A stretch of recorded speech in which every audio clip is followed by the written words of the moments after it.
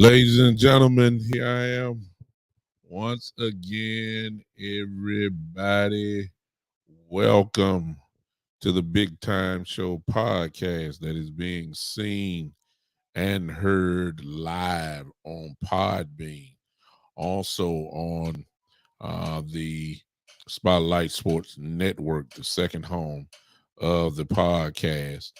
I am very, very busy. I hope that you guys will share, if you can, with those who might want to talk a little cowboy talk as we get closer and closer now to game one, where we will see Mr. Brady. All respect given to Mr. Tom Brady and the Tampa Bay Buccaneers. So we're getting close to it. We're getting very close. As I've said in the previous shows before, all the talking is over with now. Also, let me say this real quick. I am on the third home now for the very first time. For the very first time, I am on the Sports Empire Network page. I am on the Sports Empire Network page. This is my first show on here, so hello to the new family. I am the best. Let me just tell y'all that right now. So I am the man. I just want y'all to know that you don't have to wonder when it comes to cowboy talk. For those that are on the Sports Empire page, let me tell you now, I am the man. If you want to know, talk about cowboy talk, I am the man. If you want to just hate on the Cowboys, I am the man. This is a very informative show. I am the man. It's really just that simple. I'm speaking to the people that are on the Sports Empire Network page. I just want you to understand that's my introduction to you. I am big time Doug Brooks, if you want to call me that. Welcome to the show, to the entire Sports Empire Network page. If you may be watching this later on, I'm happy that Freddie has allowed me to join this network. Appreciate it so much. Let's go ahead and get into it because I'm not going to be long. Also, the little sounds that you may be hearing, it is because I am also in a live fantasy football draft with my family at the Sports Spotlight Network page right now. So y'all forgive me, but I got to go ahead and show them that I'm the man that there as well. You understand? I just need to let everybody know. Let me speak to everybody. Kermit, what's up? Greg, what's up? What's up? Terry, what's up, man? Bob Bal. I've never I know who you are. Big Al, I guess that's who you are. But thank you for popping in on there as well. So uh let's go ahead and get into it real quick. You see the title of the show. So you guys already know where I'm going with this. The title of this show is Salary Cap Champions. This is not an organization. This is not a registered award. I'm just giving it to them. That it's just as simple because they have worked extremely hard. When I say they, I'm talking about um, Jerry and Steven. They have worked incredibly hard at not spending nothing. Yeah, they have done, and what they did spend, they were extremely cheap crackerjack salaries and all of that kind of stuff. And they have done incredibly well. And for that, Cowboy fans, I am going to present them the salary cap, the undisputed, no doubt about it, the undisputed salary cap champions of the world belong to the Dallas Cowboys. It is no doubt about it. There's no doubt about it. Yeah, Greg. Yeah, they're penny pinching, and everybody is excited for some reason because of um Jason Peters coming through. Y'all forgive me, but I'm looking, and I'll let y'all know who I'm gonna pick in a minute. Spotlight Sports Network. If y'all slipped in here, we in this live draft now, y'all. You know, some of y'all look like y'all know what y'all doing. But anyway, let me get back to it. They have done more talking like Jerry did. Jerry had an interview this week that just really disappointed me because it let me know what this team is going to be all about this year, which is he used the word value at least 13 times in his interview. Value, value, value, value, value. That's all I heard, value.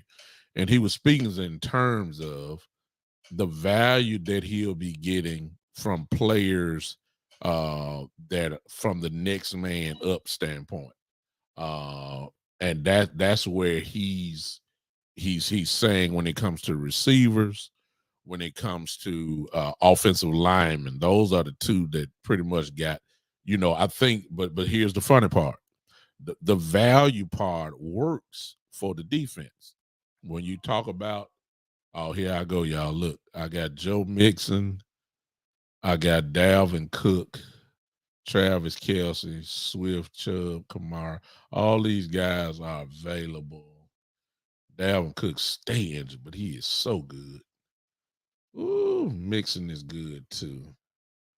I'm gonna go with I'm gonna go with Mixon, y'all. I don't trust Dalvin Cook.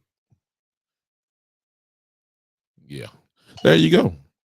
Yeah, yeah, yeah. Okay, so my next pick coming up is later. So there it is.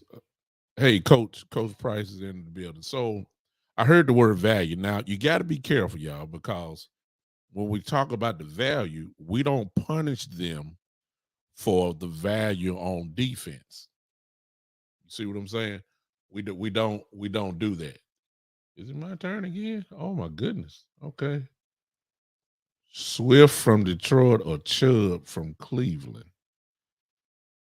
Very, very interesting. Hmm. I'm gonna go with Mr. Chubb. All right, there you go. All right, so Jerry has we can't we it's almost kind of flippant. You know what I mean? Value with all the pass rushes we have, I'm cool with. I mean, but at the same time, when you have that same mentality going towards the offensive side, when you know there are deficiencies, but you listen to Jerry and Steven, but I get actions speak louder than words. I guess I may have to give them credit for that because it's obvious there are deficiencies on the offense. It is the offensive line in particular, and you can't have this same mentality that you have for the defense. Talking about next man up. Well, what happened when your next man up on offense ain't good? That's why you going to get a 40-year-old Jason Peters, who I ain't got no problem with. I don't have no problem with him coming. The way I look at it, he's the same player as Tyron Smith.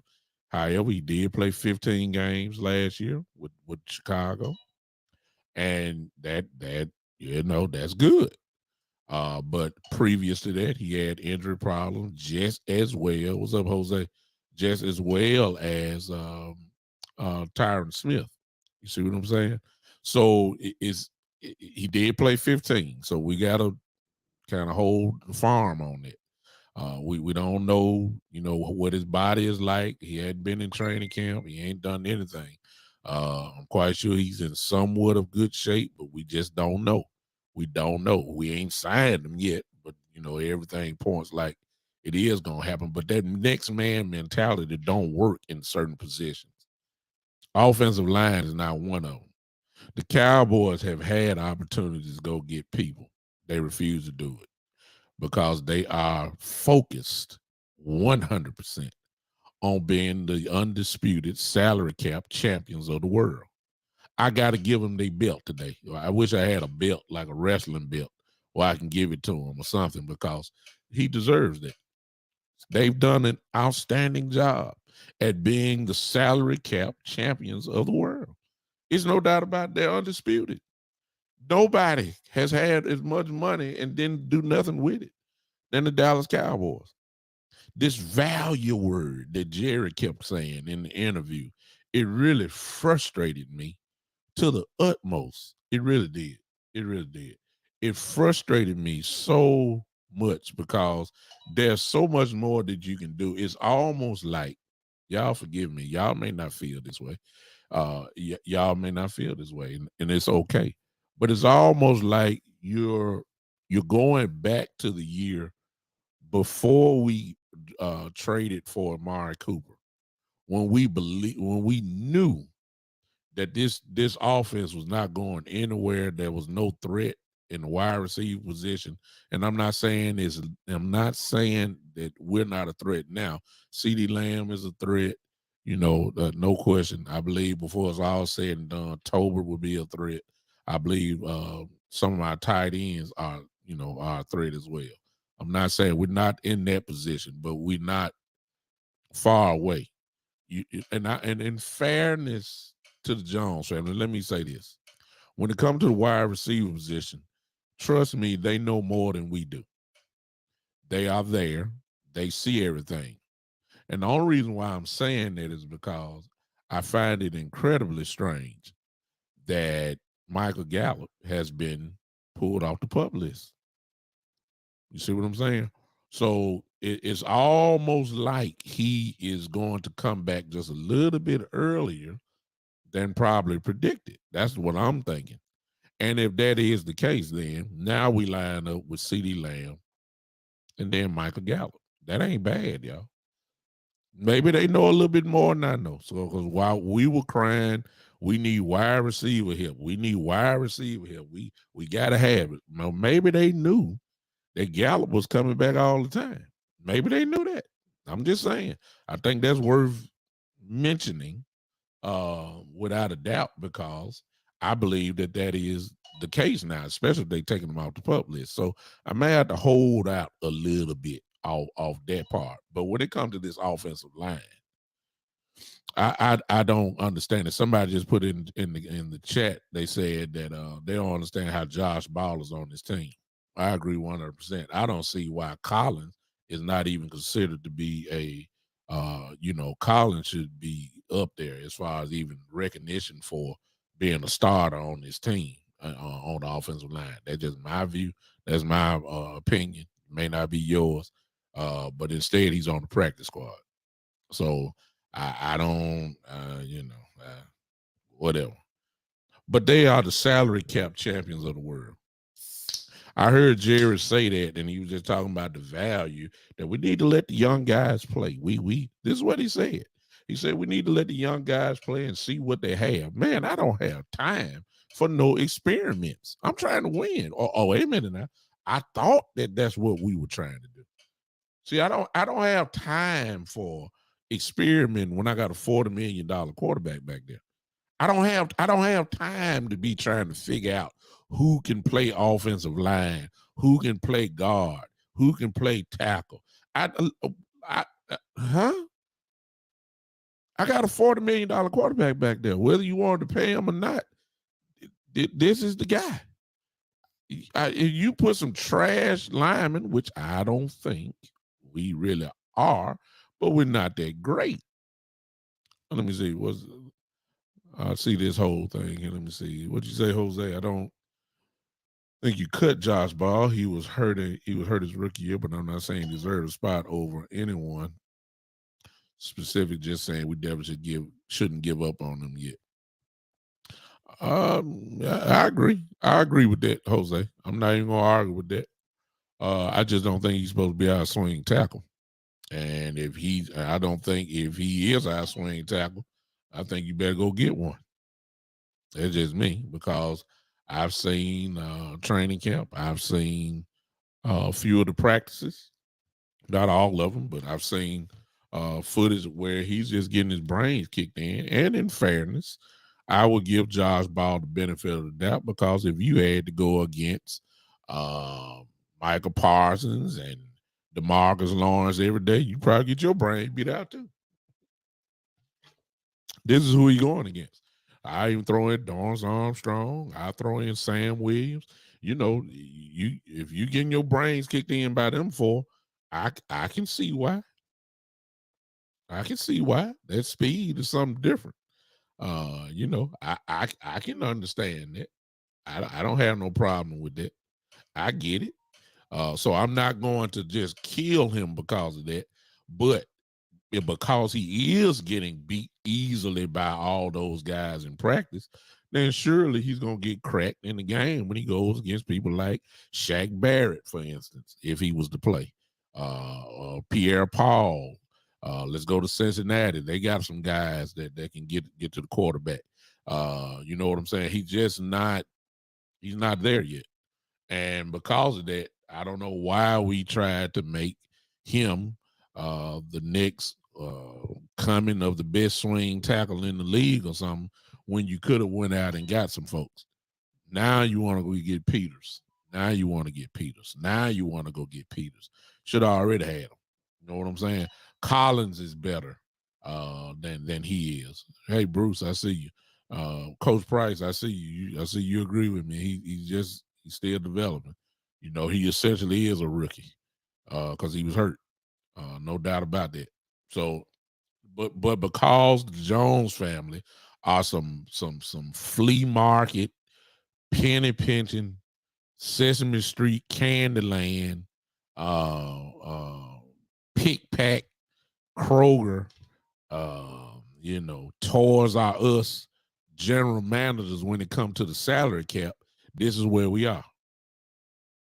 I'm just saying, y'all. I just say you ain't trying to win. You know what I'm saying? Because there's no way in the world, and I'm sorry, and I know we got to get on the grass. I know people have to play. I know you can't win a championship in the off season and on paper. I totally understand that, but it's frustrating to me how every other team seem like they don't. We all got the same salary cap. I mean, good God, and yet I see the Rams. I see how that Bobby Wagner all of a sudden show up with a gigantic contract, and they just paid Aaron Donald a super contract. They still paying Jalen Ramsey a super contract. They paid Matthew Stafford a super contract. I mean, they just paid Allen Robinson, the wide receiver. And I'm like, what are they doing that we're not doing? I mean, what do they see that we don't see? What strategy? What strategy are we missing out on here? Yeah, I said pick pack, cuz yeah. Pick pack. Yeah, I did. Pick pack, flea market, Candyland, crackerjack, free agent, salary cap expectations. I don't get it. I don't get it. I don't get it. And it's almost like that they're saying, well, unlike, and again, I hate to reference this, but the mentality is starting to sound the same. It's almost like before we got Cooper and traded for Cooper, they left Dak nothing.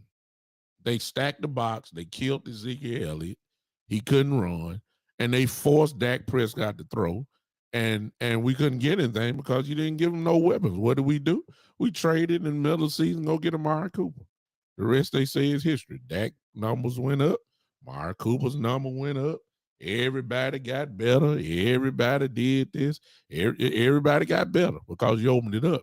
Now, what it's looking like to me, y'all, now you may not agree. It's up to you.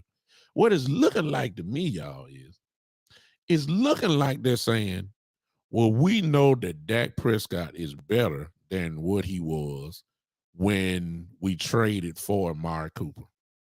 And we are going to lean on that and give him almost the same situation. Remember, it was unknown back then of the wide receivers that we had, even though we all believe that CD is going to be ready to go. We believe CD is going to be, well, most of us believe CD is going to be a great player. Gallup will be back. But it's still the question marks. Is CD a number one? Is Michael Gallup, is he really ready? Tolbert is a rookie. How good can the rookie be? It's just too many question marks and not enough certainties. It almost sounds like the way it was a couple years ago. I've said that. Now, Donald, you what's up, Joe? Donald, you're saying something that I threw up a conspiracy on my last show, and I think it's worth talking about. We can't prove it because nobody would never admit to it. But check it out. Look what Donald says.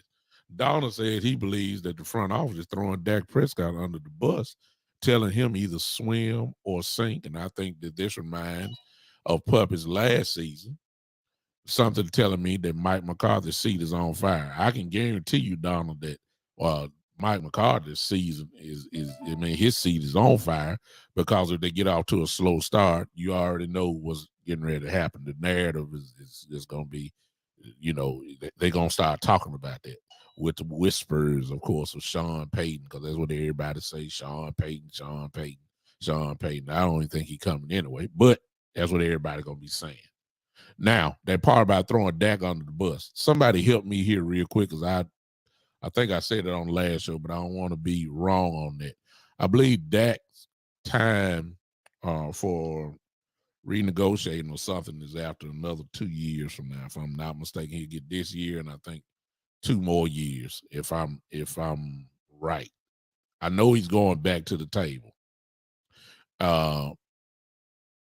They will hold this against Dak if they struggle. Because, see, Donald, you're absolutely right. There will be 2 people that will get the blame.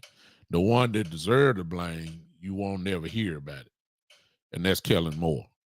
But they're not going to blame him. They're going to blame Coach McCarthy, and they're going to blame Dak Prescott, because they are going to say about Dak Prescott, they're going to say, well, he's a $40 million man. He's a $40 million man. He ought to be ready to go. He ought to be this man. He ought to be that man. And he ought to be able to do it. But he's not that. He's not that. And you're going to hear that. You're going to hear that. Y'all forgive me, I'm drafting right now. And I don't like what I'm seeing at all. Okay. All right. I hate to pick a Philadelphia Eagle, but I just did. I just picked A.J. Brown on one of my fantasy teams. I didn't like that. But hey, you ain't trying to win, you try to win. Okay. But anyway, all right. So again, you're going to hear that if Dak struggles or Dak doesn't have the big numbers, they are going to hold that against Dak Prescott when it comes to negotiations. They're going to treat him just like they did to Marcus Lawrence. We gave you the money. Now we asking for big pay cuts. And if you don't take the pay cut, we're going to let you go. DeMarcus Lawrence, I believe, was about to slate to make $20 million a year. If I'm not mistaken, y'all. Y'all remember that?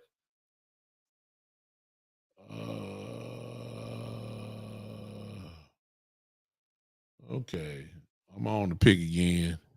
Kyle Pitts, T. Higgins. Y'all forgive me. I'm trying to win a fantasy league, so y'all forgive me. I ain't lost my train of thought. Y'all just hold tight. Hold tight. Hold tight.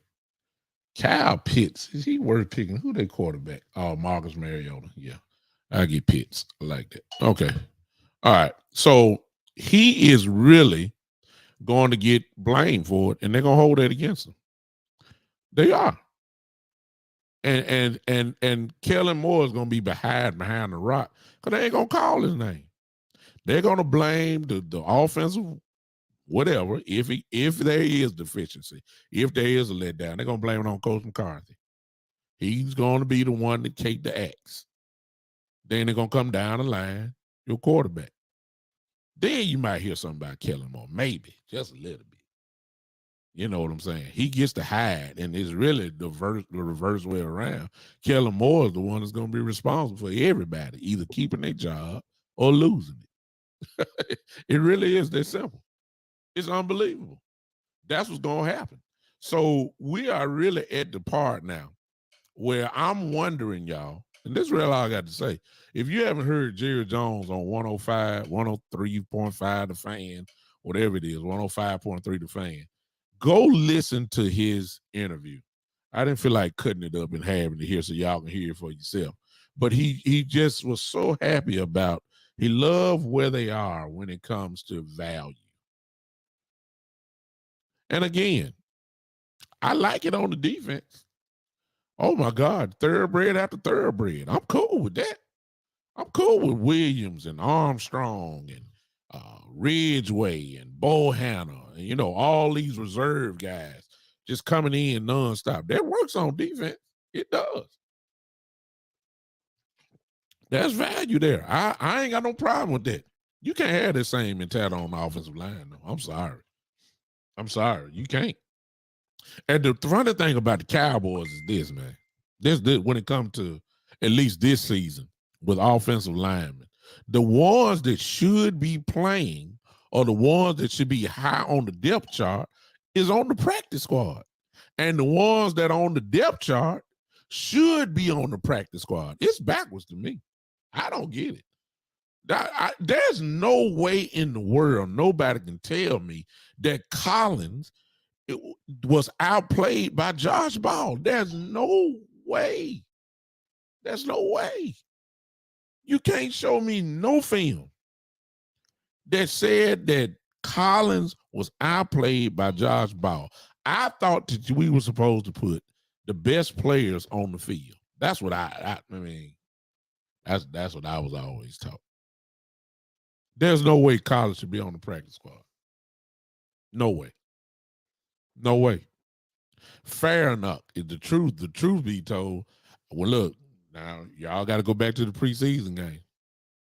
But when Farraknock plays center, Farraknock was knocking people 3 yards off the ball, man. Now y'all have to look, for those that got to all 22 or whatever, go back and look and just watch Farraknock and watch how he physically dominates people. I said that because you don't hear that word when it comes to Tyler Biadasz. I'm not saying that he's supposed to start over Biadasz. I'm just saying dominance and Biadasz just don't mix together. See what I'm saying? Put the best guys on the field or put them on the 53-man roster. Collins should not be on the practice squad. And Josh Ball does not need to be on the 53-man roster. No, you don't give up on him. No, you don't quit on him. But let him develop. He ain't developing by playing. You're going to get my quarterback killed. Just in case Peters doesn't last. And I'm quite sure if we sign him, he's eventually going to play. He ain't no guard. He's a left tackle. Matter of fact, he is a Hall of Fame left tackle. Let's put some respect on Mr. Peters' name. He is a Hall of Fame left tackle. No doubt about that. No question. And if he does sign, if we can get anywhere close to what he did in Chicago last year, and I'm just saying availability, that was 15 games. If we can get him 15 games, 40 years old or not, he's still all pro type level player. Guys like that, they don't forget. And I believe he's going to sign with us. I believe it'll be tomorrow, actually. I believe it will be on tomorrow. I believe that he's going to sign, and I believe that eventually you ain't just signed to be no swing guy. No. He's going to play sooner or later. And he's going to play probably left tackle. I believe that. I don't think he ain't coming to play no guard. Huh? He's not coming to play no guard. Shane says a very interesting question, which is kind of going back to what I said here. Y'all see the comments. When was the last time a lame duck coach won a Super Bowl? Don't have high expectations for this season. I always support the Cowboys. I want them to win. but McCarthy is not the head coach for the Cowboys. And I said that when they hired him, I'm looking forward to next season, a new head coach, and hopefully a new outlook for the Cowboys. Yeah, I mean, you know, the way I'm looking at it, because see, Jerry is doing a lot of yip, and you kind of got to read in between the lines. See, what he's saying, he's already saying playoffs, but what he's saying is we got to go deep in the playoffs, and he's already assuming that we're playoff bound already. So that automatically tell you anything below a playoff appearance, you know he gone. That's automatic. Jerry's already saying we need a deep playoff run. Jerry don't even care what the roster look like. He putting these high expectations up here with a team that he knows is not as talented. Some will argue and say, but they're deep. All right. And here's the rest of the Cowboy thing. You're saying all that, and you got the same coaching staff. And I don't know. I believe Coach Marv just said a little bit earlier in the show that saying that the proper coaching, I believe that's what he said. The proper coaching will get if you scheme it up and if you coach it up right, you can get a lot out of this roster that we have. Well, yeah, but when the last time you had confidence in Kellen Moore?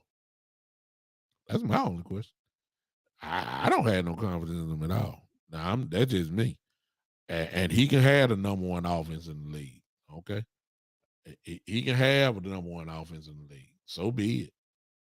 But I don't have no confidence in him. The man still ain't figured out how to use weapons yet. He still ain't. Y'all hoping that he can. I look, I got 2.5 years worth of evidence that shows that he does not. That's all I can lean on. Y'all, you optimistic Cowboy fans, God bless you. I love you. If look, maybe we'll catch up during the season. Maybe we'll feel your optimism. But there are some Cowboy fans that live in the world of realistic expectations. I believe that's why I'm leaning. Kellen Moore is Kellen Moore. What is that? He's pass happy. He's finesse. He is not physical. He is not a physical offensive coordinator. He is a finesse offensive coordinator. That's why we get bullied around when some of these bullies come in, because the finesse stuff don't work. That's what he showed us for 2 years. Everybody all of a sudden hoping that he's just going to dial up 35 running plays. Has he ever done that? He's still trying to figure out after 2 years how to get Tony Pollard the football. You ain't figured it out yet. And all of a sudden, I'm supposed to believe that this guy is going to get the job done by that. And I'm like, y'all come on now. Y'all come on now. Y'all come on. I just can't. I just can't. Y'all forgive me. I'm sorry. I'm not saying we're not gonna score. I'm not saying Dak not gonna have a good year. I'm not saying. I'm just saying the way that everybody been saying this year, and the talk that I heard last year, talking about how we need to run the ball, we did it for about 4-5 weeks. That's it.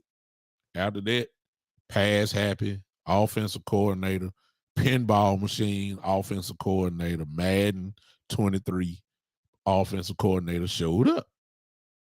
Shotgun all day long, sling it around. And look at the end of the box score at the end of the game. Ezekiel Elliott, 12 carries. Tony Pollard, 4 carries. That's for the whole game. So and that's where it was the whole year. Except those little 4, 5, 6 weeks that we decided to run it. It just got too good for him. It was too boring for him. He had to start passing again. Ezekiel had been seeing an 8, 9-man box his whole life. I mean, come on now. They were scared of us. They were lying, last year, they were lined up in a 2-share high safety. Of course, you're supposed to run the ball. You see what I'm saying? Here's Greg. And I like this comment because I just read just a piece of it. See, here's my thing right here. Look what Greg says. Look at this. Cowboys are looking to make some more cap space, and this is what Jerry said in the interview, y'all. So you got to watch Jerry. Jerry says something just like this what Greg said. It says the Cowboys are looking to make some more cap space there. Are some players that the Cowboys can move on in 2023. Zeke, Tank, Tyron Smith, LVE, Schultz. These are some of the players that the Cowboys can move on from. It's just my theory after Jerry Jones interview about the salary cap. Don't be shocked the Cowboys had the most cap space have the most cap space in the league. Well, once again, we'll award them the championship belt. They will be considered back-to-back salary cap champions of the world. Yeah, I give it to. Look, if that's what the plan is, but here it is. You can have that plan. Just stop selling me on that you really want to win, though. That's all I'm saying. If you're worried about the salary cap and letting it carry over, that's what Jerry said in the interview. The salary cap carries over into the next year. Well, look where they are now. Okay, can you imagine carrying that money over? Or some of that money over, then you get the extra salary cap for the following year. And then, as Greg has just said here in the comment, you move on from some of these people that you see that is listed here that you know is hogging up a whole lot of salary cap. Now you got all this money, but the fact still remains about this. They don't believe in giving big contracts to people. They don't believe in that. They had to pay the quarterback, but other than that, they gave it to D-Law one year, but they learned from their mistake. They feel like we just can't give that type of money. Their mentality is I can get 2 for 1. I can go pick up somebody in the first round, second round. I can then go pick somebody up in the fourth round, and that 2 is more valuable than that one $20 million player that we just picked up. That's their mentality now. You see that because that's how it's been for the last few years. How many free agents have all the Cowboys wanted? No, we never get them. They don't want to spend no money. So if they didn't want to spend no money then, they ain't gonna want to spend no money next year. They believe in this system that they have that value counts. If we can add quality depth 2 for 1, we can get 2. That's what they said about Randy Gregory. What they say, we got Armstrong, then we drafted Sam Williams, 2 for 1. That can give the same production, they said, as Randy Gregory. You see what I'm saying?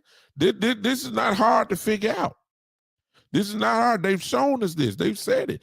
Most of us just weren't paying attention. I paid attention now. I get it now. I get it. And I realize the talent is there. But in my opinion, the coaching is not. So since the coaching ain't changed, and I still got this finesse offensive coordinator, only coach I trust is Dan Quinn. He gonna have the defense right. I ain't worried about that.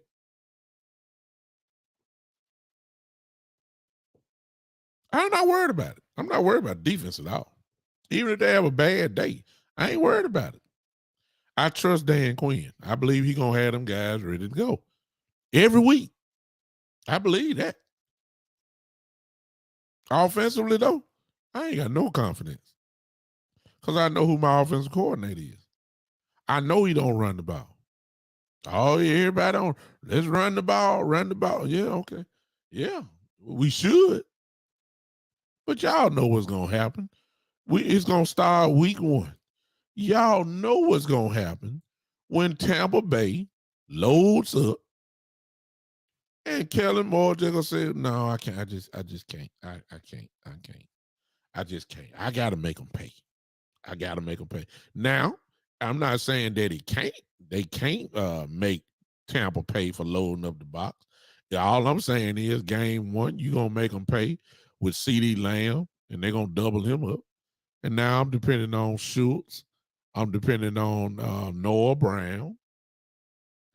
I'm depending on the other tight ends, hopefully, and occasional Tolbert to beat Tampa. Now, can that happen? I don't know. Can Noah Brown beat them? Hey, no, I don't know. I ain't saying he can. I'm not gonna say he can't. I mean, but I'm not. As far as running the football, nah. Y'all can believe it. I believe it when I see it. I believe it. I know what Kellen Moore does. He'll see that stuff. He's gonna put Dak in that shotgun, and Dak gonna throw the football as usual between 37 and 45 times a game. That was gonna happen, y'all. Y'all know it. I don't know why we trying to act like Kellen Moore is gonna do something just completely different. Shane brings up another point because Dak Prescott has all the confidence in the world, as he should. But Dak also has the power to change plays. That's what happened last year, y'all. Y'all think Dak ain't gonna change some plays at the line and make it a passing play? Y'all crazy. Because that's what he's already done. Dak is gonna say, "Oh, y'all dare me to throw." Oh, okay, you don't believe in my guy. Let me show you. Let me go and get in this shotgun right here. If y'all don't think Dak ain't gonna do that, you crazy. Dak believes that he's one of the best in the game. He is going to do that.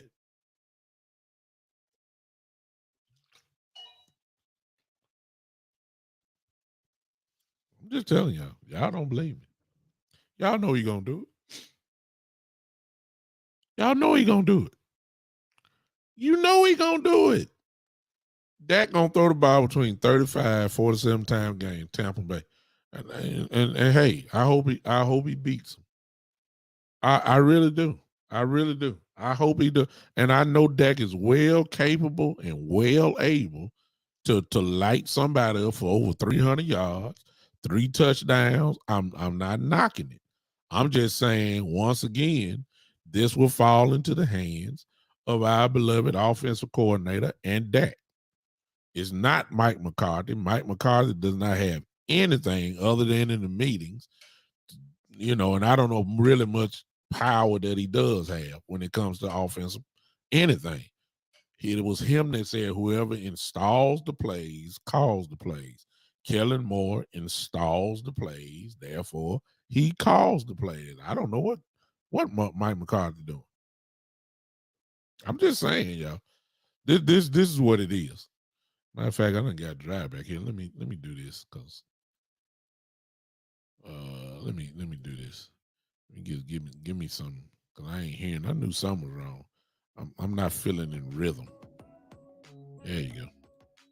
Okay, give me a little music here. Yeah, I need that. Thank y'all. Thank y'all. I need that. So again, I don't know what we really are. I mean, the sun shine on the dog tail every now and then. Maybe Tampa game. Maybe we can have our dream scenario. We run the ball 30 plus times a game. I mean that game. Dak only throws for about 240 yards, maybe, if that much. And we can eat up time of possession. We can keep Brady off the field. And when Brady is on the field, maybe we can hit him constantly, get him off his spot, which is what I'm expecting. And maybe we can go ahead and beat him that way. Somewhere in 20-17 or 22 to 18 or something like that. Somewhere in that area there, we can pull it off. But I just don't have that confidence in Kellen Moore. I just don't. And part of me, and look, some of y'all will get mad what I'm about to say, but I don't care. I'm just gonna say it. It's a part of me that says Dak Prescott is going to have something to do with that as well, with his audibling at the line. As he should, though. But I'm just saying he's going to check out of some running plays, and he's going to go into a passing play. I believe that, and I'm not saying he shouldn't. If he see that he got one-on-one with CeeDee Lamb, he's supposed to change out. Okay, I'm not knocking it. I'm just saying at the end of the day, he's gonna throw the ball between 35 and 47 times a game. I mean, at least that's just my belief. I would change the play too if CeeDee was one-on-one. I would change the play too if Gallup was out there. I would, I ain't just confident in Noah Brown like that, but I believe Noah Brown can play. I just don't know, how damaging he really could be. I know he's a tremendous possession type receiver. That's good. That sounds like a Dak friendly type person. I don't know. There's a lot of people talking about Tony Pollard gonna really be in the slot. He gonna surprise folks. Tony Pollard gonna be, he gonna surprise. They gonna be in the slot. Okay, he can do that. That'll be awesome because Pollard gonna beat most linebackers in the slot. He's gonna beat quarterbacks in the slot if that's how they use it. But once again, we have this gigantic question mark by saying, how will you use Tony Pollard? How will you use him? Will he line up as a running back, getting the ball at least 10 times a carry? Or will Tony Pollard only return kicks? Or has that job been taken by Mr. Turpin? Or will Tony Pollard finally be able to line up as a slot receiver or receiver? Will they use him all over the field? Are we going to keep repeating this same question about Tony Pollard year after year as we already have? We've been wondering the same thing. We've been wondering, how would Tony Pollard get the football? Lord have mercy. How many years have we said that? We will continue this same question again because, remember, Tony Pollard's contract ends, and if he's only playing wide receiver, that will limit his touches, which means if he doesn't have the production on his contract or have stats, when it comes down to negotiations, we all know the Dallas Cowboys will use that against him. So, will Tony Pollard get the ball? Stay tuned. Same Cowboy week after week, Sundays and Mondays, and possibly some Thursdays. Same time.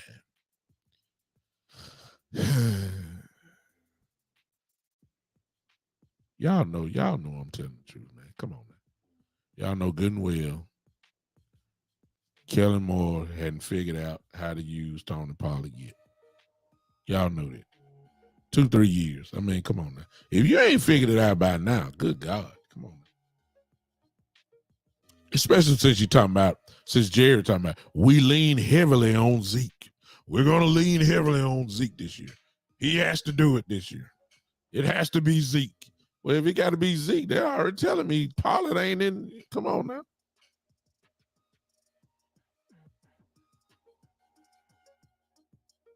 Y'all know I'm telling the truth. Y'all don't. I know I'm killing some optimism. Y'all know what time it is. Exactly, Mike. We're gonna find out. The first, the usually is you do your season in quarters. Okay.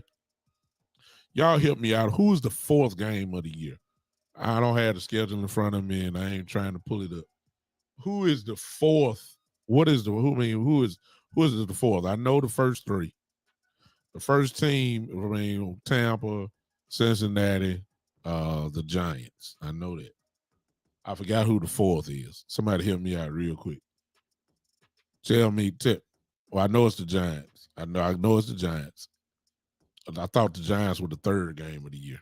I need the fourth game. Somebody help me out real quick. Let me know. You're supposed to you do your assessment of teams in quarters. You don't do it after the first game. You're trying to find your identity within those first 4 weeks. is Washington. Okay, 2 back-to-back. Thank you, Joe. So the first 4 games is Tampa, Cincinnati, the Giants, then Washington.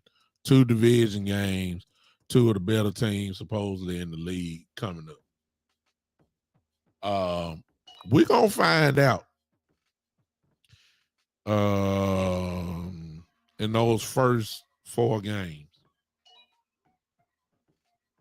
We're going to find out where we really are. We're going to find out kind of what identity we have. There will be some type of little element that we're going to have to allow, though, to really, we don't know if we're really going to be able to dictate that as well now that I'm talking. Because, see, Gallup going to come back. Gallup comes back, it's going to be different. I believe we're going to be even more pass happy then. If Gallup knee is right, okay? If Gallup knee is right and he comes back, I believe we're going to even be more pass happy than ever. I believe that. I believe that. I just picked up somebody.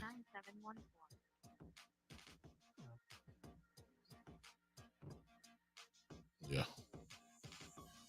So I'm just having a hard time understanding y'all. I believe you add a Gallup to it, is going to even be more pass happy if he's right. And this dream of us running football like we got Derrick Henry or somebody, or like this Tennessee Titan, that's just not Kellen Moore, y'all. It's just not. It's not Kellen Moore.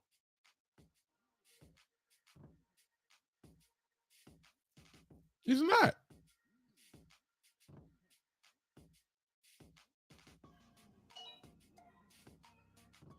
I just picked up Hunter Renfrow on my draft, and I got him in the,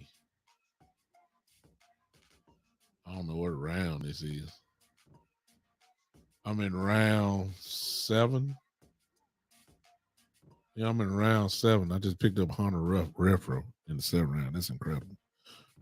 Yeah, throw in Mike. Exactly, Mike. Michael Gallup probably back, and then Peters will be playing somewhere. I would assume he's gonna be playing tackle. That's what he knows. But that's see, I don't care how, if Peters is, we almost got to do him like we say about Tyron Smith. That mess that everybody be saying about Tyron Smith. If he's 80%, he's better than everybody else. That type stuff. Well, Peters, he's almost kind of cut from the same cloth. This dude is a Hall of Fame left tackle. He has forgotten about football, more football than anybody else. I'm serious. And we really have to pay attention to that. So by week 4, we'll have a better clue. We'll have a better clue where we're not going to be where we will be by week 12, but we'll have somewhat of an identity, somewhat, and we'll see what's going on. But the Cowboys, here's my thing, really ain't got nothing to do with the roster, and I'm going to let this go. It really don't have anything to do with the roster. I don't care what we had. These guys in the front office are dedicated with being the salary cap champions of the world. Y'all don't believe me? Y'all need to go listen to what Jerry Jones said. Then go listen to what Steven said this week. Same thing. They on the same page. And their actions are showing it. Listen, Jason Peters, the only reason why Jason Peters is in Dallas is because he's a candidate of a Dallas Cowboy. Number one, we usually don't sign big names. Y'all know that. However, if it's a big name player who's been hurt, that's the qualification, one of them, and they know that they're not what they once were, That's another qualification.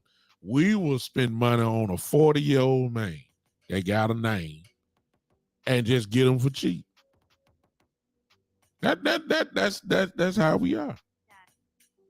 That's how we are. That's how we are. That's the only reason why Jason Peters here. Because he's predominantly hurt. He's older. He's probably not gonna command a large payday. And we need this type of help over there. Now the Cowboys, of course, are hoping they get an all pro response out of Peters if he signs, of course. I ain't gonna say he signed yet until he does. They hoping they get him that all pro. And if it does, it helps the Cowboys. I'm not knocking it. I'm not knocking it. I'm not knocking it. I'm not. I hope he does show up like that. That'd make us better. I can imagine a Tyler Smith and a Jason Peters over there on the left side. That's solid. If Peters is what I think he is, oh my God, that'd be beautiful. That would be awesome. No doubt about it. And I'm still saying, even if he had that line, he's still gonna throw the ball.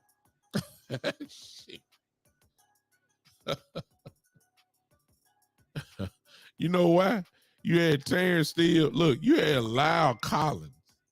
You had Zach Martin, and you had Tyron Smith in the game, on the line, and you still pass the ball almost 50 times a game. Come on, y'all. I mean, come on. Come on now.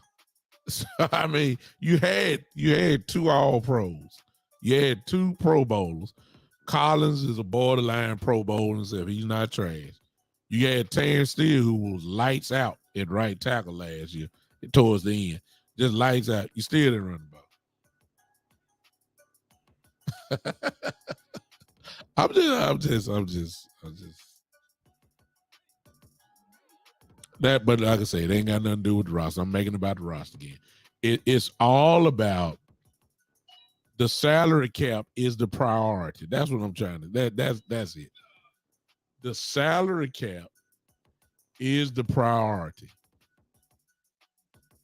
That's what I'm hearing. That's what I'm hearing with all this value. We can get 2 for 1. That's salary cap issues. We can get the next man up. We want to give our younger guys a chance. Guys that ain't getting paid much, and you hoping that they can step up and all that kind of stuff.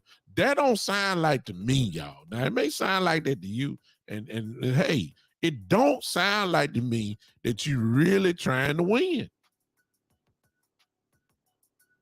That's me. Let me know we rebuilding. I just take it. Shoot. I'll be on here every week like I am now. If we 2-16, I'll be here every week just saying, hey, let's look toward the draft and let's see where we need. I'll be doing all that. But don't be selling me talking about we going deep in the playoffs and you're not doing the deep in the playoff type decisions. That's what I'm saying. We're not doing it. And nobody can tell me different. And don't even try to tell me different. Now when I'm seeing it what everybody else is doing with the same salary cap rules and they making ways out of no ways. I don't want to hear that. I don't want to hear it. I don't want to hear it. I don't want to hear it. All right, that's enough of my rant. Go ahead and get y'all ready now. Let me turn this off so I can get the play. It's open, y'all. Y'all can go on call in. Y'all can go on call in while I'm doing my draft. I'm waiting on y'all. The phone line is open. It's right there for you. Let me see who on here. It's there for you. Just go ahead. I'm waiting till it scroll back because I can't remember the number. 901. I know that. That's my area code. 901-654-6853. 901-654-6853. There it is. On Podbean, it's open as well. You can call it for those that are listening. I think the only person on here is Coach. I think Coach is the only one on here. So I'm there if you want. There it is. All right, I got you. There it is. Coach, I hear you. What's up? What's going on, Big Show? How you doing, brother? We trying to do the best that we can in here. That's all. Hey, man, we getting ready for another football season. Yeah. I just wanna say this. I hear a lot, man, about and I understand a lot of people's points about the about getting free agents and getting more linemen. Um, I wasn't Coach, coach, coach, appalled. coach, hold on just a second. Whoever that was just called from Savannah. Soon as coach get through, you call me right back. Oh, what the world? I don't think that was me. Whoever that was that just call me right back once coach get through. Go ahead, coach. Yeah, and I don't think it. I, I didn't disagree. There's some things. I've been very vocal about Collins because of seen this play. Yes, sir. Uh, and I'm not saying that I see total trash from Ball. I did see some good things because I'm an evaluator. I evaluate the whole 9 yards, not just a couple of plays. And I see uh, some good in Ball, and I think Ball could be a good offensive lineman in this league. I hadn't had a chance to see a lot of Lewesko because he hadn't played in pass number the last couple of practices in that one preseason game. But I understand the injury he has because I had that injury, and I'm still suffering from that injury now because I did get mine surgery repaired. I went ahead and played with that separation of coming out, and I'm sitting right now. The doctors tell me now I got to have total reconstructive surgery on both of my shoulders because my labrums and AC joints and all that is gone. Gone. So it's hard for me to raise my hand over my head. Yeah. So I understand how that can affect him. But I do agree. I did agree with Stephen Jones when he said that we have drafted guys and we're gonna give these guys this opportunity to see if they're worthy to be on this team. I do agree with that. I agree with that totally because you're not gonna see if you don't put them in a line of fire. So I did agree with that, but you have a thin line there with people wanting to pick up guys, and I want the fans to understand this also. You can't go out there and just sign free agents and in the offensive line like just go out there and pick up guys and say I'm gonna spend money on this guy, spend money on that guy because they're not out there. The guys that can play are already on teams, and teams are not getting rid of them. So you will be picking up guys maybe that may have shown some at some place else, and maybe a veteran, but still got hangups, and you're not going to kill the growth of your young guys if you believe in them. Yeah. Now I think we believe in guys, and we're trying to do it in that aspect. Help me out, coach, on that though. Help me out. I don't see the same urgency on the offensive side when it comes to that Stephen Jones and his philosophy that I see on the defensive side. I just don't see it. And I'm not saying you're supposed to have a all pro as a starter and an all pro as your second string. I get that. But when you see guys who are struggling in practice, and like I said, and maybe it's just not fair because Josh Ball was going against D. Law, Michael Parsons, Sam Williams, Dorrance Armstrong. Not too many people are gonna look too good going against those guys. I get that, but I'm not seeing the same urgency in the line. I not that I see on defense. You help me out with that because that's my struggle. Yeah, well, I understand what you're saying there. I like our offensive line. I think our offensive line is definitely not a problem if used correctly. You're not going to have 5 Pro Bowlers No. at the offensive line. No. And if you got 4 really good guys at the offensive line, and you can have a bad guy at the offensive line and win a Super Bowl, because I can guarantee you the Rams probably had some guys on their offensive line that didn't perform like greatly if you go back and watch them over and over again. What they did is they game plan, or they stayed away from things for that person, not to let them put the weight on that person, their weak link in the offensive line, to kill their team. I think that they went into this season thinking that Tyron Smith was going to get him 15, maybe 12 or 13 games, or if he did go out, it may just be a 2 or 3 game type thing. It wouldn't be a season injury like it came up with.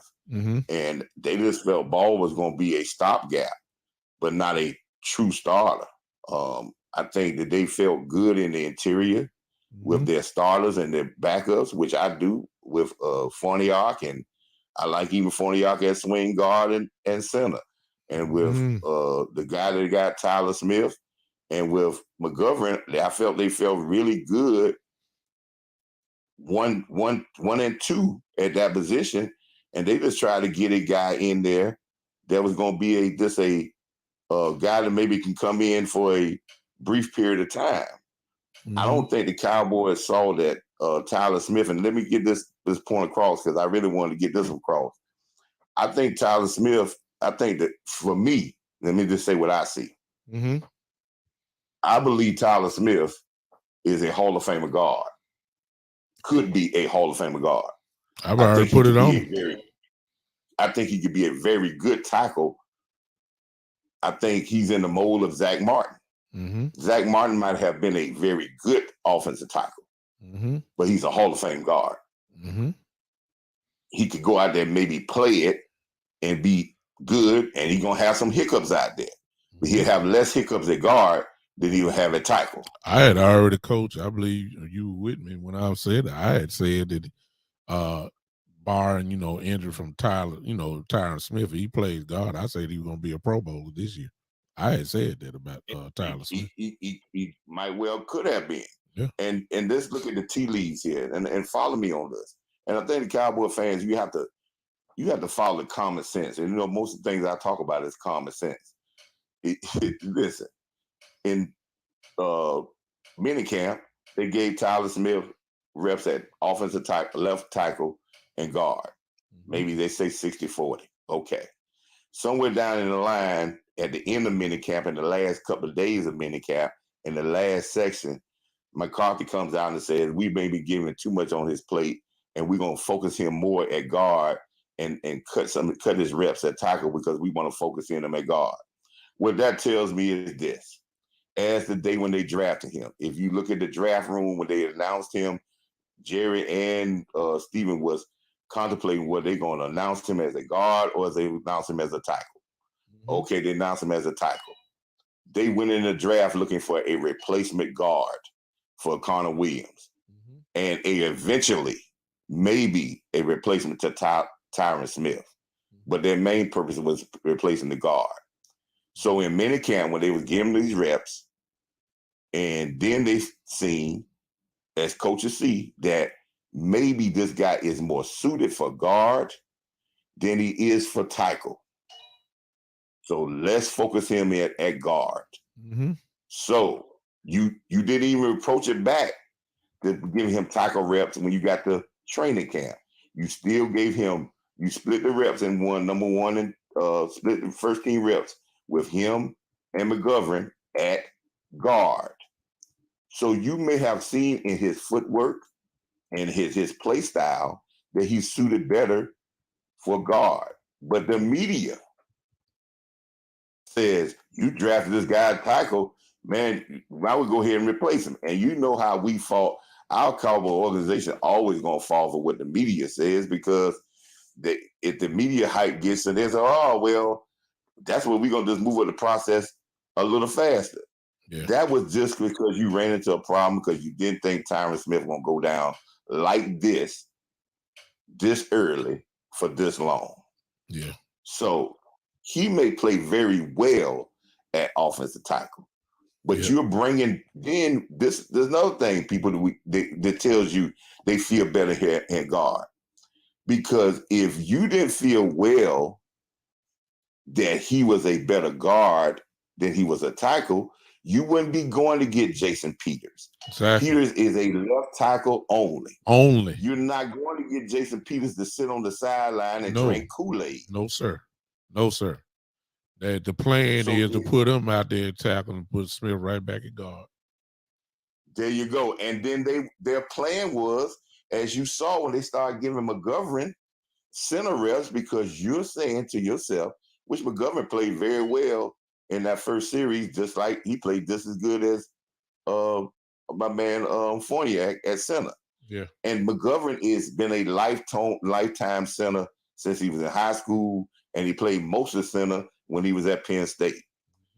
Your plan was, if McGovern still plays well, you would put, eventually your lineup is going to look like Peters, Tyler Smith, and McGovern, because you're not going to sit McGovern on the sideline to play fullback if he's one of your best linemen and you have a space for him.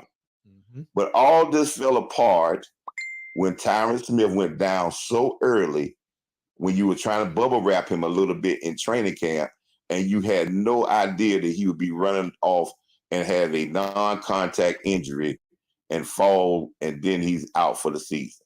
Yep. So this is where they're going, but I don't want people to really focus in and say, if Tyler Smith have a little problems at tackle, I believe the kid is a good enough athlete and a good enough football player to be very well out there left tackle. Yeah. But I think he'll be a dominant left guard. Yeah. So, but as I wanted to say at the end with this big show, I know you got some other calls. Yeah. I'm not going with the. Again, I think the roster is good enough to win, and I think what we really fall back on is that we fall back on the trust factor of our offensive coaches, as well as we need to focus in on this defense as well. I love the defense, but I've learned a long time in playing and coaching. Talk is talk. It's time to put the play on the field. Oh yeah. I'm not worried about these wide receivers, because how we know if these wide receivers can't play? We hadn't seen them play with Dak Prescott, and just like we talk about Ball getting all that work in practice, these young receivers are going against our defense every day. So if it looks bad, we understand why.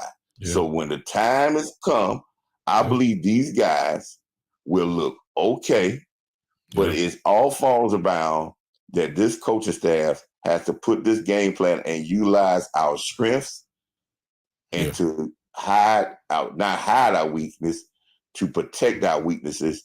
And it's a long season. It starts next Sunday night. Yes, sir. And then we evaluate as the games go around. Oh yeah. Let's evaluate. As the games go around, I'll probably be giving Boss Cowboy. He said I got about a 17-point keys to victory measurables that I'm working on. So that's offensively, defensively, and special teams. And it's about 17 areas. And some people will be amazed by them or interested in them.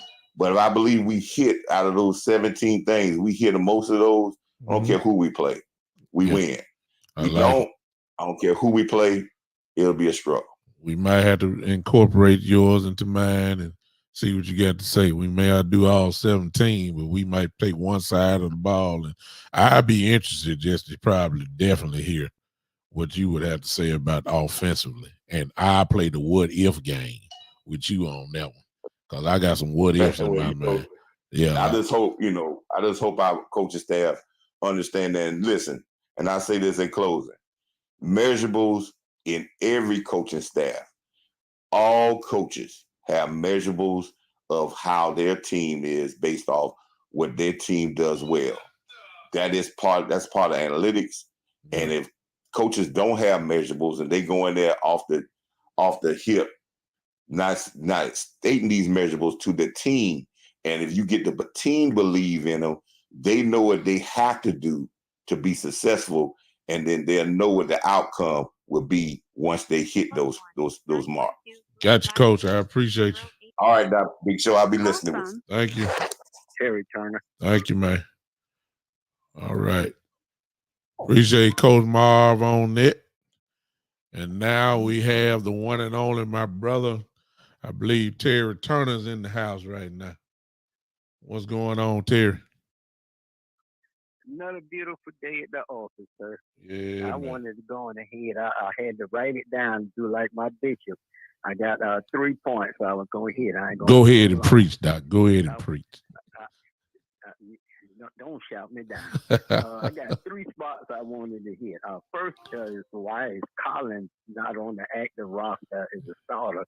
Then I wanted to hit Pollard in the slot, and then my personal conspiracy theory with Kellen Moore sabotaging everything so that he wear the defense out, throwing the ball, so the defense get wore out. That raises him up because you know as well as I am, the McCarthy gonna get fired this year. So who better than Stephen Jones promoting in-house? But first off with Collins, have you seen anybody play better than him? I think he needs to get that left tackle slot. Listen to me, Terry. Collins and Farnock were the 2 guys that you could argue and say those guys are battling actually for a real spot. Let's just say this. If Tyron Smith didn't get hurt, the starting 5 pretty much was set. So then you start asking, okay, who can play the swing tackle position? Collins is the obvious choice. He based off of this because all we saw was that they were trying to force Josh Ball and just see what he has. Collins is better than Josh Ball. Is not even. Yeah, I mean it's not even a debate if he's not better. I mean it's no question. Fair enough.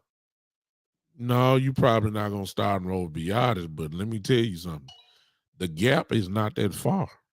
Now, I'm not saying, man, he moving people to Doc. He was moving men 3 yards off the ball. I saw it, and I'm talking about consistently. There you go. That's what I'm saying. And then when you're talking about week 1, well, I remember week 1 from last year, and I remember Vita Vea destroying Connor Williams, but Connor Williams is gone. I get that. But he also was lighting up also. It wasn't often because Sue was on Biotis a lot. But the time when Vale did line up against him, you had to go back and watch that game. He was lighting him up too. He wasn't doing him as bad as he did Connor Williams, but he was lighting him up. So we got the same matchup again this year. That's what I'm looking at. And we're just going to have to see the way it's setting up now. If Peters is not playing in week 1, if we sign him, that means Connor McGovern probably is going to be our left guard for that week. And McGovern is good. I've always said that he was better than Connor Williams, but we cannot negate the fact that we did put Connor McGovern in, and he lost the job back to Connor Williams. So I'm just saying, Go ahead. My son plays middle linebacker, and looking at Pontiac when he played, we was looking at it, and he was breaking it down. Telling me, he said, out of everything out there, the one thing I hate is that doggone center right there, because he's the kind of guy that'll sit that defensive tackle in my lap every play. Yeah. I thought about that, and I said, you know what? Be honest, don't do that to nobody. But that's just my part on it. Yeah. But as far as Pollard in the slot, now, you from Memphis, you should remember seeing that fella in the slot. I've He been, was I've, an awesome guy in the slot. Doc, I've been begging for this for the last 2 years. That's what you drafted him for. The Memphis tapes show it. Slot, he lined up in the backfield, he lined up in the slot. He would get the little bubble screen, wide receiver screens. Just they tried the best. Memphis always gave him a chance to get in space, whether that was off a jet sweep, whether that was in the running back, whether that was lined up in the slot, whether that was lined up on the outside receiver. They would stack the formations. They'll have 4 wide receivers on one side, throw a little swing pass to Pollard, and it's almost kind of look like a wide receiver screen. And he give him open space. He was gone. He was gone. The Cowboys ain't figured. The Cowboys have not. Well, Kellen Moore has not figured out yet how to properly use his. Nobody gonna. We won't respect him as a weapon if you never use him as a weapon. So if he line up in the backfield and now he run out of the backfield to either side, you moving linebackers. You can't nobody move, nobody worry. Terry, you can't even respect him if he ain't on the field. Come on now. I mean, let's look at the Cowboys way. Everybody that's a Cowboy fan know this. What happens the first 2 drives of the Cowboys offense? Ezekiel Elliott is the feature running back. On that 3rd drive, Tony Pollard come in. Man, forget that structure. Put Tony Pollard in on the 1st drive. Let them split it. Okay. Let them split it. Don't feature, and I mean Ezekiel will stay on the sideline for that 3rd drive unless Tony got tired or something. Other than that, they'll say, okay, this is your turn. It's your whole drive. That's not showing a threat. Put them both on the field at the same time. At all. Okay. You know what I'm saying? Put them both on the field. Put one in one play, one the other play. I mean, come on now. This was too easy to see. Put something on the defensive guy's mind, because I had my draft today and I looked at it when Ezekiel Elliott name came up, and it was the Lord spoke to me and let me know pass happy. Pass happy. Yeah, they talk that run stuff now, and it's gonna be nothing but same as last year, 4 weeks of running. Yeah. And then from 6 to the end of the year, you got a $90 million Gatorade drinker. So I went on ahead and drafted somebody else. What'd you say? A $90 million Gatorade drinker? I mean, come on now. I love it. His helmet in the first thing. Well, that sounds like something else. With a cup. It sounds like something else. I'm mad that you said it and I didn't say it. A $90 million Gatorade drinker. Yeah. So, but here's what I'm saying. You know, even on that 3rd drive, and you really got to study this stuff. Even when Pollard would come in on that 3rd drive, he would be the exclusive running back. Whoever that is calling from Georgia. Let me get through with Terry, and I promise you I'll bring you in. Well, let me see if I can do this. Let me see if I can do this. Let me see if I can do this. Let me see if I can do this. I'm trying something. To accept, press 1. To send a voicemail, press 2. Okay. I got Terry on the line, and I think I got somebody else on the line. Whoever you are, can you say something? Just make sure I did it right. Hello. How you doing, Mr. Big Time? Hey, who was it? Cowboy J. Hold up, Cowboy J. Hold up. Terry, are you still there? Yes, sir. Oh man, look at the technology. Wait a minute. Woo! Wait. Woo! I thought I was back in '85 when 2 girls done got together on the phone and said, "Now tell me that again." Oh my God. That's what you just told me about. What you say he said. Yeah. I didn't want to lose the call. I just figured that out. So I'm happy with myself. My first time doing it. I got 2 guys on the line at the same time. Cowboy J, hold on just a second. I'm gonna let Terry finish up, and then we'll chop it up real quick. Terry, here's my thing. Yes, sir. When we would do the exclusive Tony Pollard drive after Zeke runs them first 2 drives, Tony Pollard would get in, and then all of a sudden, when he gets in, now all of a sudden we want to turn into the pinball machine offense. Like I'm saying, where was the running then instead of lining up a shotgun when Pollard comes in? Because remember, he only getting the ball 3-4 times. I mean, 5-6 times a game. Give him the ball too. Okay. I don't understand it, man. That's just me. But hey, who am I? I just didn't like that Zeke going ahead and see Tony Pollard get a good run going.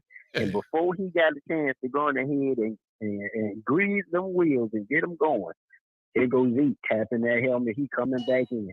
Boy, I'm like, oh, Lord. Here he come looking like he constipated with the ball. Boy, I tell you. See what I'm saying? It's amazing. Terry, I appreciate you calling, man. Thank you so much. Thank you for hanging with me, man. All right, now. All right. Cowboy Jay in the house. What's up, brother? Come on, talk to me. Oh, man. Wow. Hey, Cowboy Jay, stop laughing at me, man. You know how I am. Just go ahead. Let me tell you this, man. I think the offensive line situation will iron itself out. Okay. I think back to when we had Kenny Steele out there playing. Okay. And everybody dogged him out. Oh, he's hard. He's terrible. Mm-hmm. We finished the game with Terrence Steele. A couple games we finished with Terrence Steele. Mm-hmm. But he got better by playing.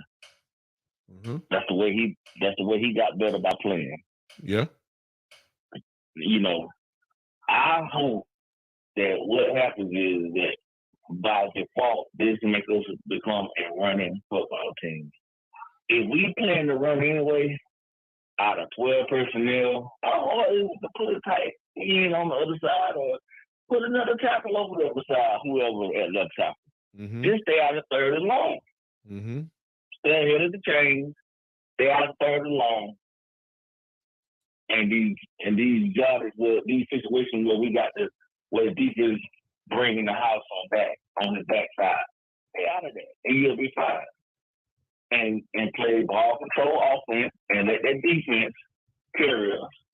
Let the defense get us a short field. Because believe it or not, that in Zeke rookie year, they had the ball in great field position a lot of times. Defense gave us that short field. We didn't have to worry about driving 7 and 8 yards. That's the key right there. You can't, any quarterback, you ask to drive 80 and 90 yards, they're going to make mistakes. Yeah.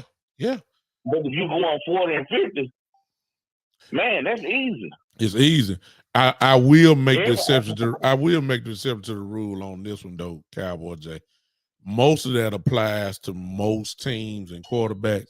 However, when you talk about the great Tom Brady, he could be at the 1 yard line and still, you know, but it's not often. You know, you'll get guys like this who kind of break all rules. He don't mind long drive because he know what he's doing. You see what I'm saying? So I most teams, you know, I just call one. There's only a couple guys that you can name, maybe 2 or 3 of them, but everybody else, you want them to have a long drive. You want them to do that. Guys like Brady, however, though, you know. And for our wide receivers that we got, for me, it builds confidence. Yeah. It's almost like, okay, yeah, we go at 50 yards. I can get that. We knew when we got the ball past that 50-yard line, man, that's dead. So that's dead zone right there. We ain't asking Dez to run no post route and beat no safety deep. We ain't asking nobody to run past nobody, but we gonna ask them to make a play on the ball. Yeah, and when I got a few people here, and whoever's on here right now, I got my guy Cowboy Jay on here because I need him to help me with this and see if what I'm saying makes some type of sense. Let me throw this in because everybody is not sure about Tyler Smith. Okay, playing left tackle. Let me help me out, Cowboy J. See if you agree with me on this one, and you follow me up on this. Ladies and gentlemen, let me tell y'all what's getting ready to happen this week to Tyler Smith. And if you were a coach, you would do this. We're gonna baptize Tyler Smith with pure fire this week. Look who Tyler Smith will be going against. at left tackle. And if this don't get him ready, nothing else will. He's going to be going against Michael Parsons. He's going to go against D. Law. He's going to go against Dorance Armstrong. And he's going to go against Sam Williams. If those 4 or those 2, because you don't see D. Law really coming from the left side, but shouldn't that get him ready? Because if you can get past that, Pierre Paul ain't going to be nothing. You see what I'm saying? Shaq Barrett ain't going to be. Yeah, I'm saying you don't win against Michael Parsons all week. I mean, it don't get no faster than that. If you can survive that during practice, you're going to be all right. And I'm quite sure he's already been getting baptized this week. We just ain't heard about it. He's been getting it this week. So when you start talking about, let's see, first 4, I don't even know who Cincinnati's rushers are, but I know who Tampa, that's Pierre Paul, Shaq Barrett. He's not there. He's not there. Okay. He's not there. The Giants, the new kid they got, I think he's hurt. Thibodeau, he's hurt, so I don't even know who their other rusher is. They got big guys. Yeah. Real strong guys. Jaleel Ojulari out of Georgia, they second-year kid. Yeah. He's an outside linebacker, but he's not overpowered. There you go. Young from Washington is on the PUP list. He's not even going to be playing. And Sweat. Yeah, and you can see a guy, and Sweat is out. So most of their real pass rush coming on the inside with Allen. And I'm saying, like, ladies and gentlemen, look, if hear me out, Kyle, I'm gonna give you the flow on this one. If he gets past just practice, and I don't understand you can't hit nobody, but they got to go ahead and get him up to speed real quick. You're gonna put Michael Parsons over there every play. You're gonna put Dorance Armstrong. You're gonna put D. Law if you can. You're gonna put Sam Williams over there, who's got the same type of speed as Parsons does. If you put them over there, don't you think that's gonna get them ready for Tampa Bay? Week 1 and week 2 or whatever. Don't you think so? I believe so. And we go back to keeping a back over there chipping, a tight end chipping. And for me, he just got that dog in him, man. Yeah. He's not gonna be bullied. You're not gonna just bully him. And then you got to think about it, he lost weight. Yeah. He actually lost weight since he got on campus. So that right there, that should be more quicker a blessing in disguise. I'm excited to see what he got at left tackle. Yeah. Or left guard. I just want to see him play, period. Because I know the young man gonna be up for the challenge. Yeah. It's Cowboy Nation to me that's panicking. Yeah. Like, and I think it's just more because it ain't nothing. It really ain't nothing to talk about. But that, and they kind of looking like, let's talk about this. This is the proper thing. But I don't think Tyler Smith gonna have a problem. Yeah. I don't think he is either, because I think he's getting. He plays all the time. Yeah. Go ahead. I'm sorry. And then for everybody to say that the front office wasn't prepared for it, they drafted Tyler Smith and Willetsko. So they had a contingency plan. They just didn't expect it to be pushed into action this further along. You know what I'm saying? Yeah. But you know what I'm saying? I believe that we done drafted good enough, and Will McClay done scouted well enough that this team will be all right. Yeah. Talent-wise. Every time we think a position is a weak position, it come out to be a strength some kind of way. Yeah. We always find a diamond in the rough somewhere, somebody that we didn't think was going to come out the hole. And I go back to Terrence Steele, because that pressure on him bust out a diamond. Yeah, no doubt about it. Put him under the fire. Yeah. That's the only way you're going to know is put him under the fire. I just seen people, man, that I done played with, and it wasn't on it was on high school, but it just still. I done seen people that practice well, and they look like trash in practice. But when you put them in on game day, and you throw them in that fire, something click with them. Something click. Yeah. And no jokers perform. Yeah. And you be like, man, what happened? Yeah. He stopped thinking and just let him play. Yeah. Let him play. Get that experience in there. Yeah. You gotta let him play. Yeah. Gotta let him play. Gotta let him play. I like it. Cowboy J always, man. You can profile people for a reason. Yeah. Once you get to the NFL, you there for a reason. Because there's somewhere along the line somebody said you good enough to play on this level. That's right. You made it past high school, you made it past college. If once you in the league, you there because you one of the best in the world. In the world. You might not be. Now you need the opportunity. Yeah. I like the opportunity to get out there and show what you can do. Yeah. Well, one thing about it, the way that they structure things, Cowboy J, we sure about to find out what they can do, because one thing they haven't lied on, they're going to give them the opportunity. No doubt about it. Yeah. Give it to them. see what I hope we bring in Jason Peters. Yeah. I love to have Jason Peters. Yeah. Just another brain he can pick, another big body. Yeah. That I'm been through the scene, and another mentality to go with that offensive line and say, man, yeah, that's tough. Yeah. Another professional that can be in that locker room and show them young fellas how to prepare. Yeah. No doubt about it. You can't act that's another guy with 12 years, 13 years of experience that done played, that done started at tight end. Yeah. Made the transition to left tackle. Yeah. Jason Peters done been through it all. For him to come in the league the way he was as a tight end, a lot of people don't know that. Yeah, exactly. You had to go all the way back to them days. No doubt about it. That's a self-made man right there. Yes, sir. Out of Arkansas. And a walking Arkansas man, I believe. A walking Hall of Famer. No doubt about it. First ballot. No question. Jerry got that connection in Arkansas Hall. Well, you know how Jerry feel about it. Yeah, you know how Jerry feel about them Arkansas guys, so you know what time it is. Yeah. All right, man. Appreciate you, Cowboy Jay. Appreciate you, man. Appreciate you, man. Thank you so much. Listen, I love the people that call in on here, because I don't claim to know it all, and they are just as knowledgeable as I am when it comes to Cowboy Talk. So I applaud it. I welcome it. I try to be nice and let everybody talk. Get your points across. But I tell you, it's just refreshing to hear. Just like I'm saying, some people don't necessarily agree with every point I got. I'm cool with it. Most people do. I'm cool with that. But the perspectives are needed, because all of us are trying to get to the same goal, which is really, to be honest with you, week by week, let's get this win. That's really where we at. And you may have a different way of figuring out how to get to the win.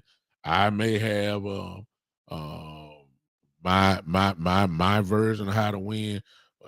We all could be right at the same time. So I appreciate that. Now, I'm gonna close with this. I mean, y'all forgive me for looking out, because I'm still doing my draft. But let me throw this in. There's a report that came out today, and I'm not saying this I'm not a messy type dude. Okay, that's just me. And one thing I know, I don't get into folks' house. I don't get into folks' marriage and all that kind of stuff. I'm strictly coming from the perspective of the football game.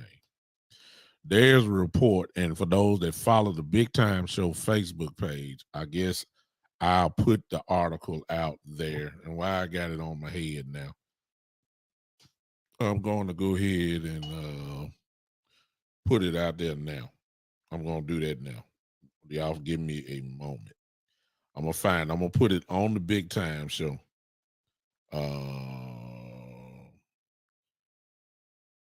Yeah, there it is. No, I can't do that. Okay. Here I go. I'm going to put it on the Big Time Show page. So if you're following me there, follow me. And I'm putting it there right now as we speak. Yep. Okay, there it is. When y'all get through with me, go read that article, and I'll briefly go about it now. Yeah, it's about Tom, Joe. I just put it on the Big Time Show page, so just hang with me. Y'all can read it for yourself. There's a report. If you notice that Tom Brady was out for 11 days or whatever, during the camp. Well, the report has come out that's saying the reason why he was out, and you'll see it on my page, is there now, that he was very sad because his wife, Miss Giselle, of course, she left the country, supposedly, and has not returned because she's upset that Tom Brady has decided to play football one more year. So not only did she leave, she left the children. So Tom is being super dad and trying to get ready for an NFL season, doing something that he's never done, and that is take off 11 days. So obviously Tom Brady, mind, if this report is true, that his mind is cluttered right now.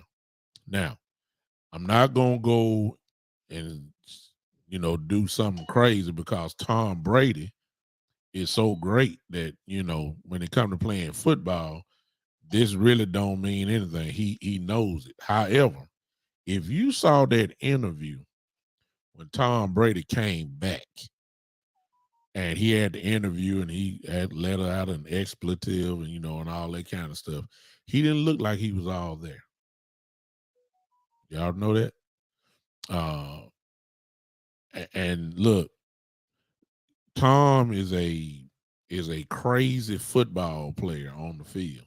He turned into a different dude. Everybody done seen it. He's insane. He's a killer.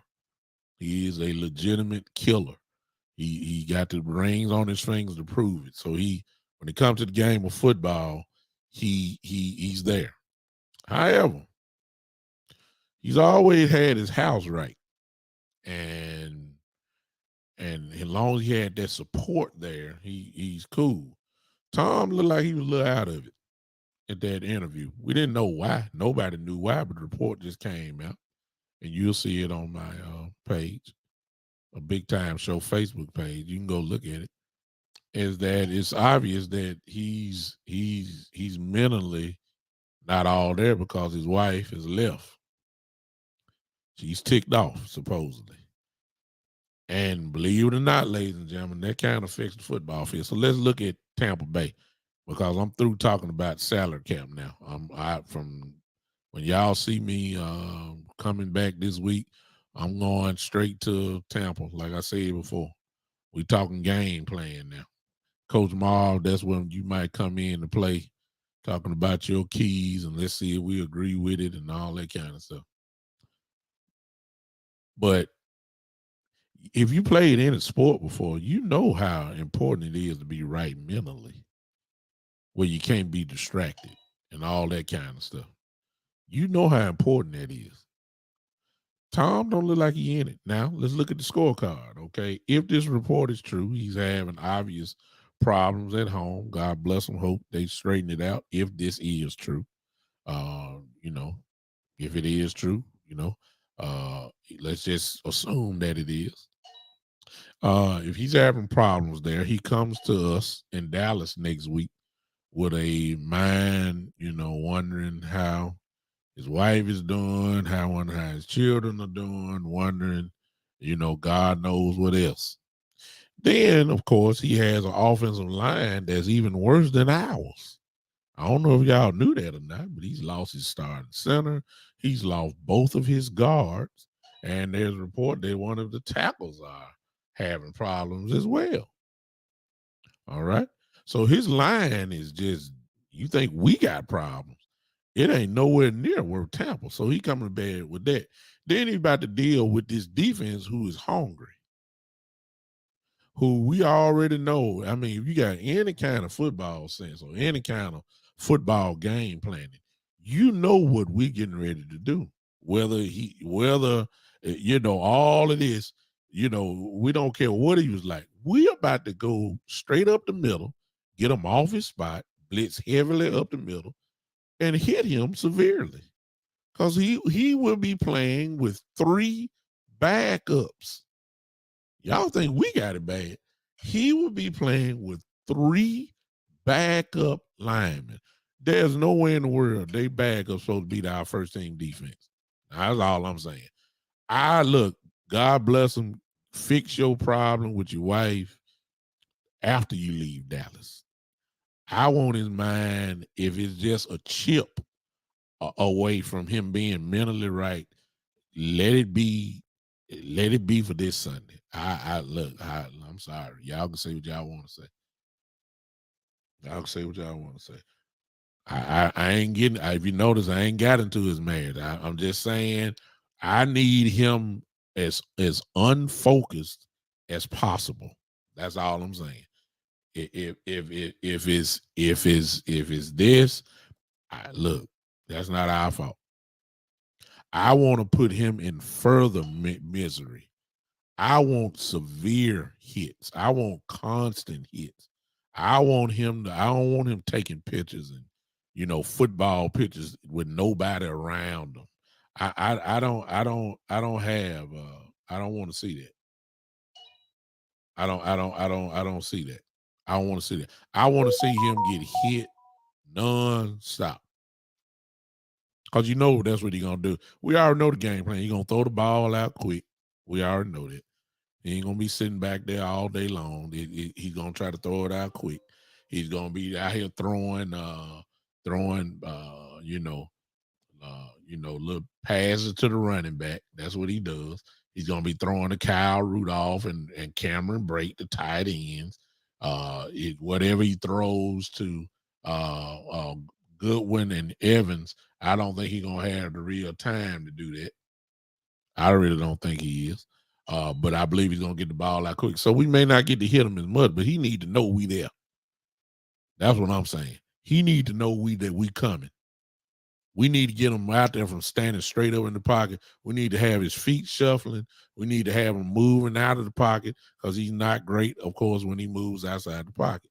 That's what we want. We need to let him know. We need to let him know. That's what I'm looking forward to. And unfortunately, this report has come out. I'm quite sure Tom this week going to be cussing everybody out in interview because some reporter's going to ask him about his house, and Tom going to let him know, you don't ask me nothing about my house and my wife and where she may be and et cetera, et cetera. I guarantee you, Tom going to let him know that. But Tom is had to leave camp, something he's never done, to go try to take care of the house. He had to go be daddy for 24/7. Y'all read that report there. Whether it's true or not, I don't know. It could be not. But someone close and put it out. Go to the Big Time Show page, read about that, and it kind of it fits. It's strange when Tom Brady misses camp. That's never happened in 20 years, other than when he was injured. Other than that, Tom Brady's going to be at camp working. So you knew it had to be something incredibly serious to pull him away from his team. This sounds like something that could pull you away from the team. No doubt about it, y'all. No doubt. So let's fix all that after Dallas. You understand? After Sunday night. That's all I'm saying. I got to get it together after Sunday. I need his mind cluttered. That's what I'm telling you. I'm cheering for him and Gisele, and nobody celebrates any type of marital issues or something like that. I'm not certainly doing it. I'm just saying, from football perspective, look, I was the type of player when I played, I knew about my opponent. I used to call him out. I used to talk about him bad. That's just me. That's the way I played. I'm sorry. This is not a shake hand sport. You understand? This is not a kumbaya sport. This is not it. This is not kiss cheeks and not. No. This is violence. This is all out legal assault on men. I get to hit you running as fast as I can and try to knock your head off. Legal assault. That's what this is. And we look, and whatever advantage that you can use, you're going to do it. You're going to do it. Nobody ain't got time for all that. Y'all know I'm telling the truth. I don't know why y'all doing it to me. Why y'all acting like y'all don't know what I'm talking about? I just drafted somebody right then. Y'all leave me alone. Y'all know I'm telling the truth. Y'all know I'm telling the truth. So we got to get ready for Tampa. I need him, mister. I need him to be thinking about his line ain't there. I need him to be thinking about, where is his children are they in the right seat?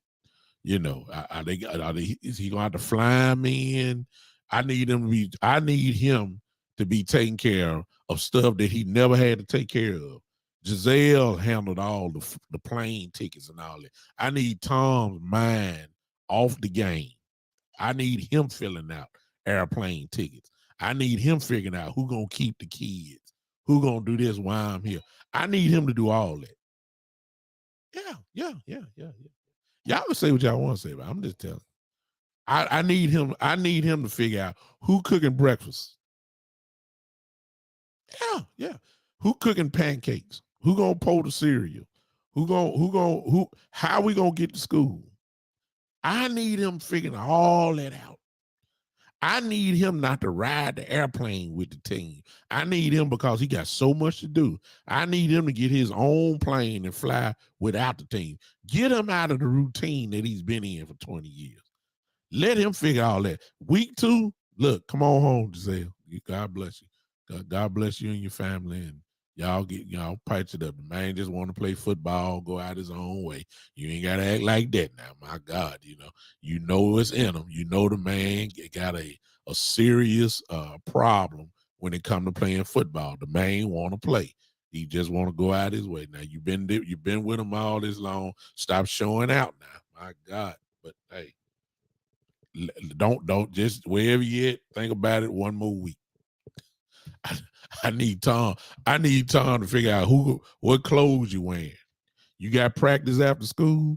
Okay, well, I gotta figure out I'm gonna pick you up. Now, I may have to leave practice early instead of playing the full practice. I may need to, See, I need Tom doing all that. See what I'm saying? I need him struggling. Because if he's struggling, I need every advantage I can get for Sunday night. Yeah, I need that. Y'all go read that article, all right? Y'all go read that article, and we'll see you later this week, all right? I appreciate you guys hanging with me tonight. I know most of you are watching the LSU Florida State game. Go ahead and enjoy the rest of that. Thank you for hanging out with me, Joe, over there in Italy. Appreciate you, man, hanging with me.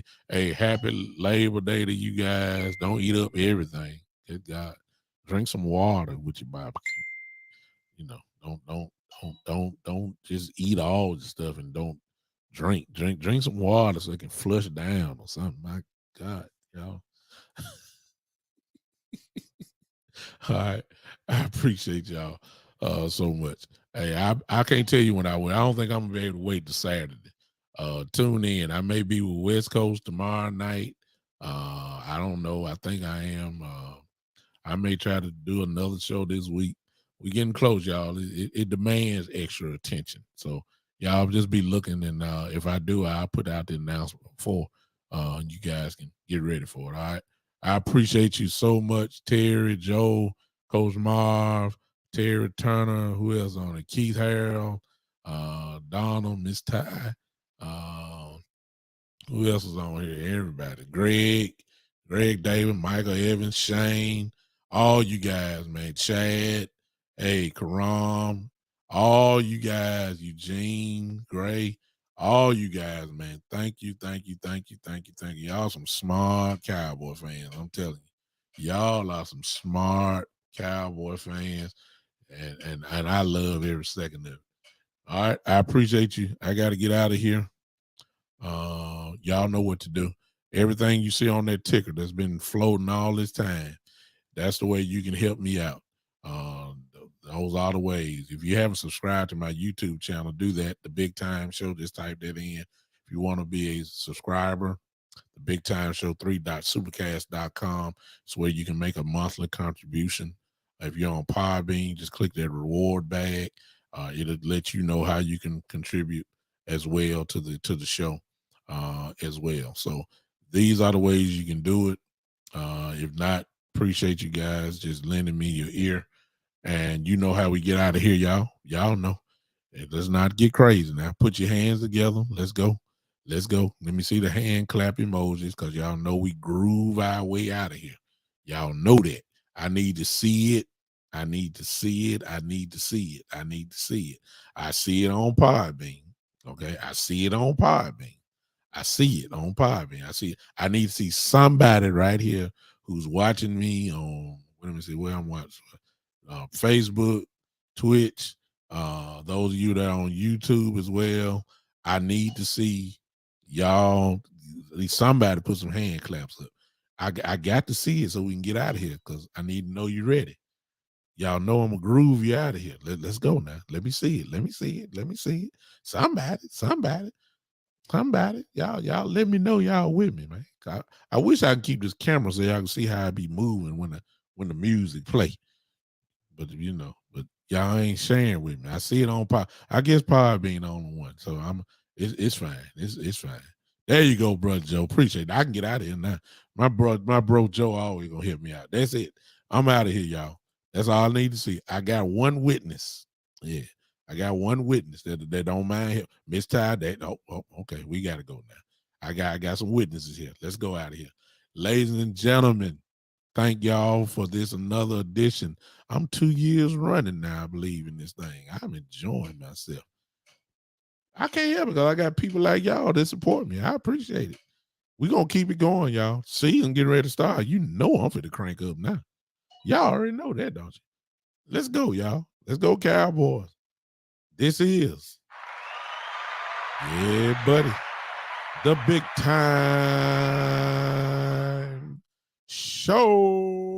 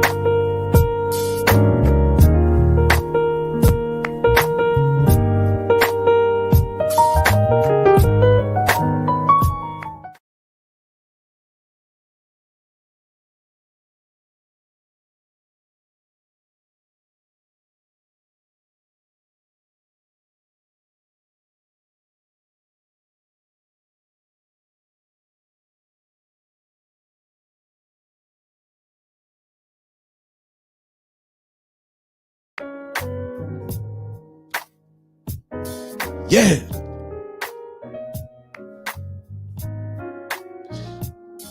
Come on, y'all. I'm on Podbean. I'm on stream, y'all. They can see me.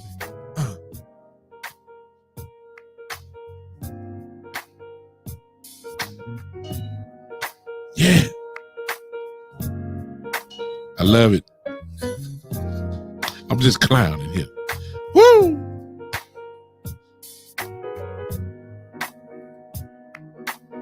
I got folks looking at me right now. They think this dude crazy. I'm out.